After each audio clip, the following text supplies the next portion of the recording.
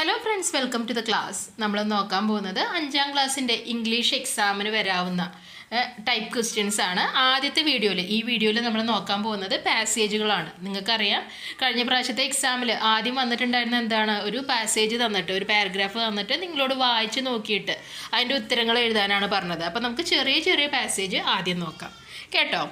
അപ്പോൾ ആദ്യം നിങ്ങൾ ചെയ്യേണ്ടത് എന്താണ്, ഈ പാസേജ് കിട്ടിക്കഴിഞ്ഞാൽ വെറുതെ ഒന്ന് ഓടിച്ച് വായിച്ച് നോക്കുക കേട്ടോ. അത് കഴിഞ്ഞിട്ട് നമുക്ക് ഓരോ ക്വസ്റ്റ്യനും നോക്കാം. അത് കഴിഞ്ഞിട്ട് നമുക്ക് ഡീറ്റെയിൽ ആയിട്ട് ആ പാസേജ് നോക്കാം കേട്ടോ. അപ്പോൾ ഇതൊന്ന് ജസ്റ്റ് ഓടിച്ച് വായിച്ച് നോക്കിയേ. My garden is full of flowers. എൻ്റെ ഗാർഡനിൽ നിറയെ ഫ്ലവേഴ്സാണ്. There are red, yellow and white flowers in my garden. ചുവപ്പും യെല്ലോയും വൈറ്റ് ഫ്ലവേഴ്സും എൻ്റെ ഗാർഡനിലുണ്ട്. And some fruits too. എന്തുണ്ട് ഗാർഡനിൽ? ഫ്രൂട്ട്സും ഉണ്ട്. I love to look at the yellow flowers. Yellow flowers നോക്കുന്നത് എനിക്ക് വളരെയധികം ഇഷ്ടമാണ്. ഓക്കെ, അപ്പോൾ ഇനി ഓരോ ചോദ്യങ്ങളായിട്ട് നോക്കാം. കുറിച്ചാണ് പറഞ്ഞിട്ടുള്ളത്, my garden is full of flowers.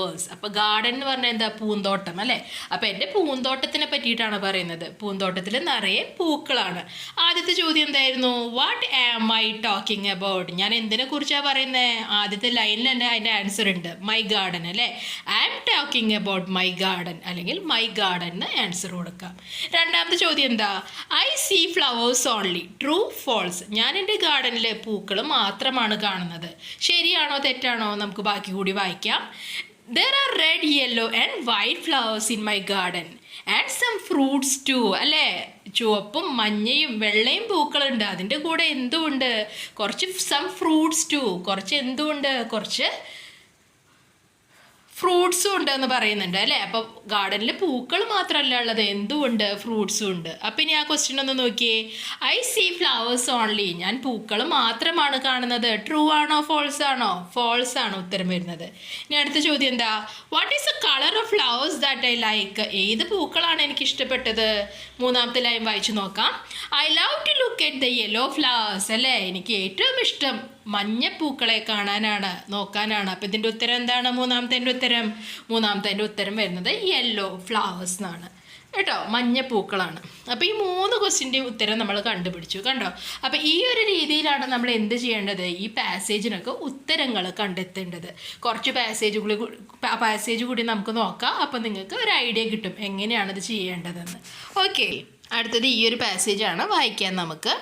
The deer asked the crocodiles to line up across the river. He would then count all the crocodiles. എന്താ പറഞ്ഞത്? ഡിയർ ഈ ക്രൊക്കോഡൈൽസിനോട് എന്ത് പറഞ്ഞു? ഈ മുതലകളോട് എന്ത് പറഞ്ഞു? ലൈനപ്പ് ചെയ്യാൻ. ഈ പിക്ചർ കണ്ടോ, ഇതുപോലെ ഒരു സ്ഥലത്ത് നിന്ന് മറ്റൊരു സ്ഥലത്തേക്ക് ഇങ്ങനെ ലൈനപ്പ് ചെയ്ത് കിടക്കാൻ പറഞ്ഞു. He would then count all the crocodiles. അത് കഴിഞ്ഞ് അവൻ ഓരോ ക്രൊക്കോഡൈൽസിൻ്റെ എണ്ണം എടുക്കുമെന്ന് പറഞ്ഞു. He jumped on the crocodiles and reach the other end of the river. അവൻ എന്താ ചെയ്തത്? He jumped on the crocodile. അവൻ ക്രൊക്കോഡൈലിൻ്റെ പുറത്തേക്ക് ചാടി അല്ലേ. And reach the other side of the river. ഓരോ ക്രൊക്കോഡൈലിൻ്റെ മേത്ത് ഇങ്ങനെ ചാടി അവൻ എവിടെ എത്തി? ആ റിവറിൻ്റെ മറുവശത്തേക്ക് എത്തി, ആ നദിയുടെ മറുവശത്തേക്ക് എത്തി. So he thank the crocodiles for their help. അവൻ ആ ക്രൊക്കോഡൈൽസിനോട് താങ്ക് ചെയ്തു, അവരോട് നന്ദി പറഞ്ഞു അല്ലേ. Gosh, the deer had tricked them all. ആ ഡിയർ എന്താ ചെയ്തത്? മുതലകളൊക്കെ ചിലപ്പോൾ ആ ഡിയറിനെ പിടിച്ച് തിന്നാൻ വന്നതാവും അല്ലേ.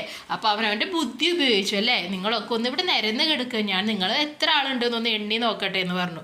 പക്ഷെ ശരിക്കും എന്താ ചെയ്തത്? 1, 2, 3 എണ്ണനേൻ്റെ കൂടെ ആ ഡിയർ ഓരോ ക്രൊക്കോഡൈലിൻ്റെ മേലിൽ ചാടി ആ ഒരു പുഴയുടെ അപ്പുറത്തേക്ക് എത്തുകയാണ് ചെയ്തത്. ചോദ്യങ്ങൾ നോക്കാം. മനസ്സിലായല്ലോ. What did the crocodiles line up? എവിടെയാണ് ലൈനപ്പ് ചെയ്തത്? ആദ്യത്തെ സെൻറ്റൻസ് നോക്കിയേ. The deer asked the crocodiles to line up across the river. അപ്പോൾ ഉത്തരം എന്താണ്?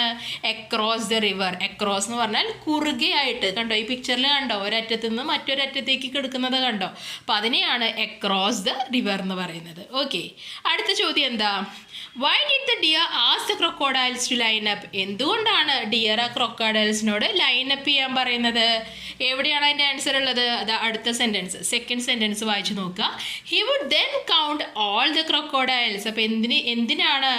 ടു കൗണ്ട് ദം അല്ലേ. ക്രൊക്കോഡൈൽസിനെ കൗണ്ട് ചെയ്യാൻ വേണ്ടി, അവരെ എണ്ണം എടുക്കാൻ വേണ്ടിയിട്ടാണ് അവരോട് ഇങ്ങനെ ലൈനപ്പ് ചെയ്യാൻ പറയുന്നത്. മൂന്നാമത്തെ ചോദ്യം, how did the dear reach the other end of the river? Dear എങ്ങനെയാണ് ആ റിവറിൻ്റെ മറുവശത്തേക്ക് എത്തിയത്? അതിൻ്റെ ഉത്തരം ഏതാണ്? മൂന്നാമത്തെ ലൈൻ വായിച്ചു നോക്കൂ. He jumped on the crocodiles and reach the other end of the river. അപ്പുറത്തേക്ക് എങ്ങനെ പോയി? By jumping on the crocodiles അല്ലേ? ആ ക്രൊക്കോഡൈൽസിൻ്റെ പുറത്ത് ചാടിക്കൊണ്ടാണ് അവർ മറ്റേ റിവറിൻ്റെ അപ്പുറത്തേക്ക് എത്തിയത്. അടുത്ത ചോദ്യം എന്താണ്? What animal trick the crocodiles? ഏത് അനിമലാണ്, ഏത് മൃഗമാണ് ക്രൊക്കോഡൈലിനെ പറ്റിച്ചത്? ആരാണ്? നമുക്കറിയാം, ഡിയർ ആണ് പറ്റിച്ചത്. ഓക്കെ, വലിയൊരു പാസേജ് നോക്കാം. ഇതുവരെ നമ്മൾ ചെറുതാണ് നോക്കിയത്, ഇനി കുറച്ചും കൂടി വലിയൊരു പാസേജ് നോക്കാം കേട്ടോ. എന്താ അവിടെ കൊടുത്തിട്ടുള്ളത്? Sir please cut as much corn as you need from the smaller field said the farmer. എന്താണ് ആ ഫാർമർ, ആ കൃഷിക്കാരൻ ആ പ്രിൻസിനോട് പറയാണ് അല്ലേ, താങ്കൾക്ക് എത്ര കോണാണോ വേണ്ടത് അത് മുഴുവൻ ഈ ചെറിയ ഫീൽഡിൽ നിന്ന് അങ്ങ് കട്ട് ചെയ്തെടുത്തുകൊള്ളൂ എന്ന് പറയാണ് പ്രിൻസിനോട്. The soldiers cried why did you not let us cut the corn from the big field. അപ്പോൾ സോൾജിയേഴ്സ് എന്താ പറയുന്നത്? നിങ്ങൾ എന്തുകൊണ്ടാണ്, അവർക്ക് ദേഷ്യം വന്നു അല്ലേ, ചെറിയ ഫീൽഡിൽ നിന്ന് മാത്രം മുറിച്ചാൽ മതി എന്ന് പറഞ്ഞു. അപ്പോൾ എന്തുകൊണ്ടാണ് നിങ്ങൾ വലിയ ആ വയലിൽ നിന്ന് കോണൊന്നും ഞങ്ങളെ മുറിക്കാൻ സമ്മതിക്കാത്തത് എന്നാണ് ചോദിക്കുന്നത്. Farmer sir the big field was not mine. ആ ബിഗ് ഫീൽഡ്, ആ വലിയ പാടം അല്ലേ, അല്ലെങ്കിൽ ആ വലിയ തോട്ടം എൻ്റേതല്ല. This field is mine. ഈ ചെറിയ തോട്ടമാണ് എൻ്റേത്. The soldiers told the king about the poor farmer. Soldiers ആ കിങ്ങിനോട്, ആ ദരിദ്രനായ കർഷകനെ പറ്റി പറഞ്ഞു. The king was sorry for his mistake. അപ്പോൾ കിങ് എന്താ പറഞ്ഞാൽ, കിങ്ങിന് അവരെ തെറ്റ് അല്ലേ, എന്താണ് കിങ് വിചാരിച്ചത് എന്താണ്, ആ വലിയ ഫാമും ചെറിയ ഫാമൊക്കെ അയാളുടെയാണ്, എന്നിട്ടാണ് അയാൾ ചെറിയ ഫാമിൽ നിന്ന് എടുത്തോളാൻ പറഞ്ഞത് അല്ലേ, ചെറിയ ഫാമിൽ നിന്ന് കോണ് കട്ട് ചെയ്യാൻ പറഞ്ഞത് എന്നാണ് വിചാരിച്ചിരുന്നത്. അപ്പോൾ അവിടെ മിസ്റ്റേക്കാണ്, തെറ്റ് പറ്റിപ്പോയി അല്ലേ. അപ്പോൾ അയാൾ എന്തുകൊണ്ടാണ് ചെറിയ ഫാമിൽ നിന്ന് എടുത്താൽ മതി എന്ന് പറഞ്ഞത്? അത് മാത്രമാണ് അയാളുടെ ഉടമസ്ഥതയിലുള്ളത്. വലിയ ഫാമും മറ്റ് വേറെ ആരുടെയോ ആണ്. Okay, he was happy with the farmer. The king gave gold coins for all the corn in the farmer's field. അപ്പോൾ ഇപ്പോൾ എന്താണ്, കിങ്ങിന് സന്തോഷമായി. അയാൾ എന്ത് ചെയ്തു?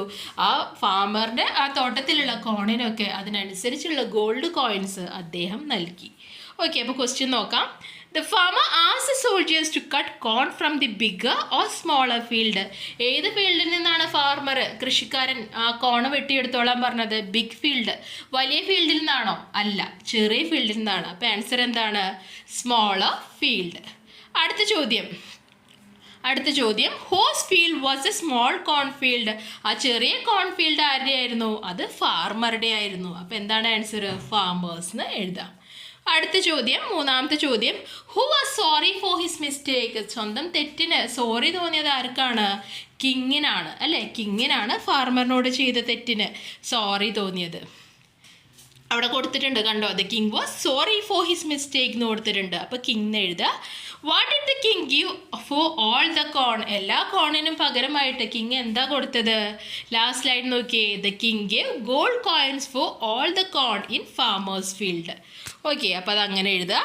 അപ്പോൾ നമുക്ക് ഒരു പാസേജ് കൂടി നോക്കാം, അതോടുകൂടി നമുക്ക് അവസാനിപ്പിക്കാം കേട്ടോ. അപ്പോൾ ഈ പാസേജിൻ്റെ പേരെന്താണ്? Butterfly on a petal. Petal എന്ന് പറഞ്ഞാൽ എന്താണ്? പൂവിൻ്റെ ഇതൾ. അപ്പോൾ പൂവിൻ്റെ മുകളിലുള്ള ആ butterfly. Mia went to the park outside her house. Mia എവിടേക്കാണ് പോയത്? അവളുടെ വീടിൻ്റെ പുറത്തുള്ള പാർക്കിലേക്കാണ് പോയത്. In the park she saw a very pretty butterfly. ആ പാർക്കിൽ അവൾ എന്ത് കണ്ടു? നല്ല ഭംഗിയുള്ള ഒരു ബട്ടർഫ്ലൈനെ കണ്ടു. The butterfly was blue and yellow in colour. Butterfly ഏതൊക്കെ നിറമായിരുന്നു? ബ്ലൂവും യെല്ലോ കൂടി കലർന്ന നിറമായിരുന്നു. It was sitting on a white petal. അത് എന്തുമേ ഇരുന്നിരുന്നത്? ഒരു വെള്ള പെറ്റലുമേ, പൂവിൻ്റെ ഇതളുമയാണ് ഇരുന്നിരുന്നത്. ഒരു വൈറ്റ് പെറ്റലിലാണ് ഇരുന്നിരുന്നത്. ഓക്കെ, അപ്പം നമുക്ക് ആദ്യത്തെ പാരഗ്രാഫ് വായിച്ചു. നമുക്ക് ആദ്യത്തെ ചോദ്യം ഒന്ന് നോക്കാം കേട്ടോ. What were the colours of the butterfly. ബട്ടർഫ്ലൈക്ക് ഏതൊക്കെ കളർ ഉണ്ടായിരുന്നത്? ദാ കൊടുത്തിട്ടുണ്ട്, ബ്ലൂവും യെല്ലോവും അല്ലേ. Blue and yellow in colour. അപ്പോൾ അതാണ് ഉത്തരം എഴുതേണ്ടത്. അപ്പോൾ ഇങ്ങനെ 3-4 പാരഗ്രാഫൊക്കെ ഉണ്ടെങ്കിൽ നിങ്ങൾ എന്താ ചെയ്യേണ്ടത്? ആദ്യത്തെ പാരഗ്രാഫ് വായിച്ച് നോക്കുക, എന്നിട്ട് അതിനെ റിലേറ്റ് ചെയ്തിട്ടുള്ള ക്വസ്റ്റ്യൻസ് വന്നിട്ടുണ്ടോ എന്ന് നോക്കുക കേട്ടോ. അല്ലെങ്കിൽ മുഴുവൻ നിങ്ങൾ വായിച്ച് നോക്കിയിട്ട് വീണ്ടും വരുമ്പോഴേക്കും നിങ്ങൾ പല കാര്യങ്ങളും മറന്നു പോയിട്ടുണ്ടാവും. അപ്പോൾ അങ്ങനെയുള്ള ആൾക്കാർ, അങ്ങനെ മറക്കുന്ന ആൾക്കാർ എന്താ ചെയ്യേണ്ടത്? ആദ്യത്തെ പാരഗ്രാഫ് വായിക്കുക, താഴെ കൊടുത്തിട്ടുള്ള ആദ്യത്തെയും രണ്ടാമത്തെയും ക്വസ്റ്റ്യൻ ഒന്ന് നോക്കുക. രണ്ടാമത്തെ ചോദ്യം എന്താണ്? ഓക്കെ, രണ്ടാമത്തെ ചോദ്യം എന്താണ്? What happen when she went to touch the butterfly? Butterfly തൊടാൻ പോയപ്പോൾ അവൾക്ക് എന്താണ് പറ്റിയത്? അത് പറഞ്ഞിട്ടുണ്ടോ? നമ്മൾ വായിച്ച ആദ്യത്തെ പാരഗ്രാഫിലുണ്ടോ? ഇല്ല. അപ്പോൾ നമുക്ക് രണ്ടാമത്തെ പാരഗ്രാഫ് വായിച്ചു നോക്കാം. Soon she saw that there were 4 more butterflies. അവൾ എന്ത് കണ്ടു? ഒരു ബട്ടർഫ്ലൈ അല്ല, 4 ബട്ടർഫ്ലൈസ് കൂടി ഉണ്ടെന്ന് അവൾക്ക് മനസ്സിലായി. പൂമ്പാറ്റകൾ കൂടി ഉണ്ടെന്ന് അവൾക്ക് മനസ്സിലായി. One other butterfly was black and white. ഒരു ബട്ടർഫ്ലൈ എങ്ങനെയായിരുന്നു? ബ്ലാക്ക് ആൻഡ് വൈറ്റ് കളറായിരുന്നു. When she went to touch this butterfly it flew away. അവളത് തൊടാൻ നോക്കിയപ്പോൾ അത് എന്താണ്ടായത്? It flew away. അത് പറന്നുപോയി. നമ്മുടെ ചോദ്യം എന്തായിരുന്നു രണ്ടാമത്തെ? What happen when she went to touch the butterfly അല്ലേ? തൊടാൻ നോക്കിയപ്പോൾ എന്താ ഉണ്ടായത്? അത് പറന്നുപോയി. അപ്പോൾ ഇവിടെ എന്ത് എഴുതണം? ഇറ്റ് ഫ്ലൂ അവേ എന്ന് എഴുതണം. കേട്ടോ? ഇനി ക്വസ്റ്റ്യൻ വായിച്ചിട്ട് ഓർമ്മ നിൽക്കുന്നില്ല എന്ന ആൾക്കാരുണ്ടെങ്കിൽ എന്താ ചെയ്യണ്ടേ? രണ്ടാമത്തെ ചോദ്യത്തിൽ ടച്ച് ദ ബട്ടർഫ്ലൈ ആ ഒരു ഭാഗം, ടച്ച് ദ ബട്ടർഫ്ലൈ ആ ഒരു ഭാഗം ഓർമ്മ വയ്ക്കുക. എവിടെയാണ് ആ ടച്ച് ദ ബട്ടർഫ്ലൈ എന്നുള്ള ഭാഗം വരുന്നത് നോക്കുക. വായിച്ച് നോക്കുമ്പോൾ കണ്ടോ, ടു ടച്ച് ദിസ് ബട്ടർഫ്ലൈ എന്ന് വരുന്നുണ്ട്. അപ്പോൾ അവിടെയാണ് അതിൻ്റെ ഉത്തരം ഉണ്ടാവുക. അപ്പോൾ ഈ ഒരു രീതിയിലും നിങ്ങൾക്ക് ആൻസർ കണ്ടെത്താം. കേട്ടോ? ഇനി മൂന്നാമത്തെ ചോദ്യം, where did the butterfly go and sit? നോക്കാം, നമുക്ക് മുഴുവൻ വായിച്ച് നോക്കാം. രണ്ടാമത്തെ paragraph. This made Mia jump a little. അപ്പോൾ ബട്ടർഫ്ലൈ പെട്ടെന്ന് പറന്നു പോയപ്പോൾ നമ്മൾ പെട്ടെന്ന് പൂമ്പാറ്റേനെ പിടിക്കാൻ പോകുമ്പോൾ അത് പറക്കുമ്പോൾ നമ്മുടെ കൈ ഒന്ന് പെട്ടെന്ന് പിന്നിലേക്ക് വലിച്ചിട്ട് ഒന്ന് ഞെട്ടു അല്ലേ? അപ്പോൾ അതുപോലെ തന്നെ എന്താണ്, മിയ പെട്ടെന്നൊന്ന് ചാടി. The butterfly went and sat under a tree. ആ ബട്ടർഫ്ലൈ പറന്നു പോയി ഒരു ട്രീയുടെ അടിയിൽ പോയിരുന്നു. Mia ran down to the tree but by then it was gone. Mia വേഗം ആ ട്രീയുടെ അടുത്തേക്ക് ഓടി ആ ബട്ടർഫ്ലൈനെ പിടിക്കാൻ അല്ലേ? പക്ഷെ അപ്പോഴേക്കും എന്താ ഉണ്ടായത്? ആ ബട്ടർഫ്ലൈയെ പറന്നുപോയി. She tried to follow it but couldn't find it again. അവൾ എന്ത് ചെയ്തു? ആ ബട്ടർഫ്ലൈയുടെ പിന്നാലെ പോയി അതിനെ പിടിക്കാൻ നോക്കി. പക്ഷേ അവൾക്ക് ആ ബട്ടർഫ്ലൈനെ പിന്നീട് കാണാൻ പറ്റിയില്ല. ഓക്കെ, മൂന്നാമത്തെ ചോദ്യം എന്തായിരുന്നു? Where did the butterfly go and sit? എവിടെയാണ് ഗോ ആൻഡ് സിറ്റ് നമ്മൾ കണ്ടത്? ഒന്ന് ആലോചിച്ച് നോക്കിയേ. നമ്മൾ കണ്ടത് the butterfly went and sat under a tree. കണ്ടോ? ആൻസർ കണ്ടോ? അപ്പോൾ അത് ഇവിടേക്ക് എഴുതുക. The butterfly went and go and sit under a tree എന്ന് എഴുതുക. കേട്ടോ? ഇനി വൈ വാസ് മിയ സർപ്രൈസ്? നാലാമത്തെ ചോദ്യം എന്താണ്? നമുക്ക് നോക്കാം അതിൻ്റെ ആൻസർ എന്താണെന്ന് നോക്കാം. ലാസ്റ്റ് പാരഗ്രാഫ് കൂടി വായിക്കാം. Mia soon left for home. When she reach her house she was surprise to see the butterfly sitting by her window. This got a smile on her face. Mia എന്താണ്, ബട്ടർഫ്ലൈനെ കുറേ പിടിക്കാൻ നോക്കി, പക്ഷെ അത് എങ്ങോട്ടോ മറിഞ്ഞു അല്ലേ? അപ്പോൾ അവൾ പിന്നെ എന്താണ്, ഇനി പാർക്കിൽ നിൽക്കാൻ സമയമില്ല, വേഗം വീട്ടിലേക്ക് പോയി. അപ്പോൾ വീട്ടിലെത്തിക്കഴിഞ്ഞപ്പോൾ അവൾ എന്താ കണ്ടത്? ആ ബട്ടർഫ്ലൈ അവളുടെ വീട്ടിലെ വിൻഡോൻ്റെ അടുത്ത്, ജനലിൻ്റെ അടുത്ത് ഇങ്ങനെ ഇരിക്കുന്നത് കണ്ടു അല്ലേ? അവളുടെ റൂമിൻ്റെ ജനലിൻ്റെ അടുത്ത് ആ ബട്ടർഫ്ലൈയെ ജനലിൻ്റെ അടുത്ത് ആ ബട്ടർഫ്ലൈ ഇരിക്കുന്നത് കണ്ടു. This got a smile on her face. ആ ബട്ടർഫ്ലൈനെ കണ്ടപ്പോൾ എന്താണ്, അവൾക്ക് ഒരു ചിരി വന്നു അവളുടെ ഫേസിൽ അല്ലേ? അവളൊന്ന് പുഞ്ചിരിച്ചു. അപ്പോൾ നാലാമത്തെ ക്വസ്റ്റ്യൻ എന്താണ്? Why was Mia surprised? Mia എന്തുകൊണ്ടാണ് സർപ്രൈസ്ഡ് ആയത്? കണ്ടോ, സർപ്രൈസ് എന്നുള്ള ആ ഒരു വേർഡ് നിങ്ങൾ ശ്രദ്ധിച്ച് നോക്കിയാൽ കാണാം, ആ ഒരു ലൈനിൽ തന്നെ അതിൻ്റെ ആൻസർ ഉണ്ടാവും കേട്ടോ. അപ്പോൾ അങ്ങനെ നോക്കാം നിങ്ങൾക്ക് പറ്റാത്തവർക്ക്. She was surprised to see the butterfly sitting by her window. അപ്പോൾ അത് ഇവിടേക്ക് എടുത്തെഴുതുക കേട്ടോ. ആ ഒരു ലൈനാണ് ആൻസർ വരുന്നത്. ഓക്കെ, അപ്പോൾ ഈ രീതിയിലൊക്കെ നിങ്ങൾക്ക് ഈ പാസേജിന് ആൻസേഴ്സ് കണ്ടെത്താം. അപ്പോൾ ക്ലാസ് ഇഷ്ടപ്പെട്ടു എന്ന് വിചാരിക്കുന്നു. ഇതുപോലത്തെ വീഡിയോസ് ഇനിയും വേണമെന്നുണ്ടെങ്കിൽ ജസ്റ്റ് ഒന്ന് കമൻറ്റ് ചെയ്യുക. ഓക്കെ, അപ്പോൾ നമുക്ക് ഇംഗ്ലീഷിൻ്റെ ഇതുപോലത്തെ പുതിയ വീഡിയോസ് നമുക്ക് അപ്ലോഡ് ചെയ്യാം.